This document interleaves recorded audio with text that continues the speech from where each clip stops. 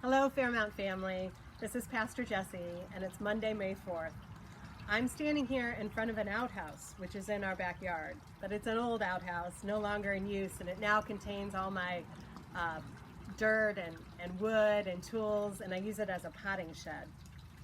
But it reminds me of another outhouse in Guatemala. Last year, I went with a team from Newcastle Presbytery, and we saw some of the projects we had sponsored with our partners in Guatemala and what they had done with their microloans. One of those projects was building clean outhouses for local villages. So we got to tour 3 or 4 different outhouses in the rural villages of Guatemala. And it was so interesting how much work they put into it and how it led to increased health in their community. But probably the most unusual part of the trip was when I was called over to a brand new outhouse that had been completed a month ago. The only thing that hadn't been done is that no one had blessed it. They hadn't had a pastor there in some time, so they called me over to say a prayer of blessing over the outhouse in English, which was then translated into Spanish and then into a Mayan dialect. I had never done that before, but it's something I'll never forget.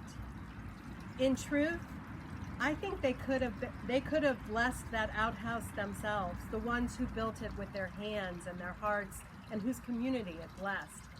But so often, we think we can't bless, that we have to have some kind of degree or status to pronounce blessing on something.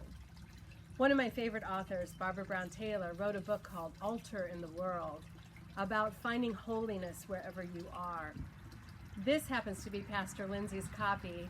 She graciously lent it to me as mine has disappeared some years ago now, and she has all the good parts marked, so it's easy for me to go through and review it. And the last chapter is a chapter on pronouncing blessing. And Barbara Brown Taylor says anyone can ask and anyone can bless, whether anyone has authorized you to do it or not. All I'm saying is that the world needs you to do this because there is a real shortage of people willing to kneel wherever they are and recognize the holiness holding its sometimes bony, often tender, always life-giving hand above their heads.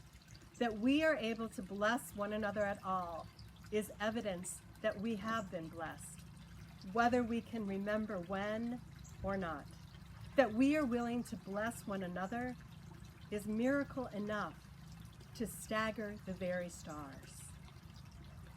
Then she includes a poem by Rumi. Today, like every other day, we wake up empty and frightened. Don't open the door to the study and begin reading. Take down a musical instrument. Let the beauty we love be what we do.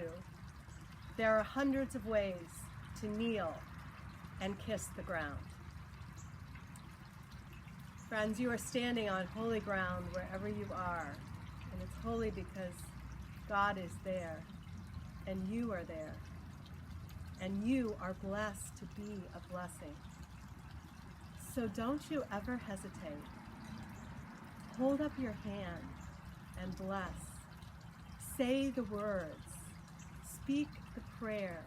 Extend the affirmation, the encouragement, the forgiveness to anyone around you who needs it. Start with the trees and the birds for practice. Bless them for what they give you. Bless the earth under your feet. Bless all those in your life who love you and extend grace to you. Bless even the outhouses. For all is necessary. God has created us and blessed us to be a blessing. May the Lord bless you and keep you.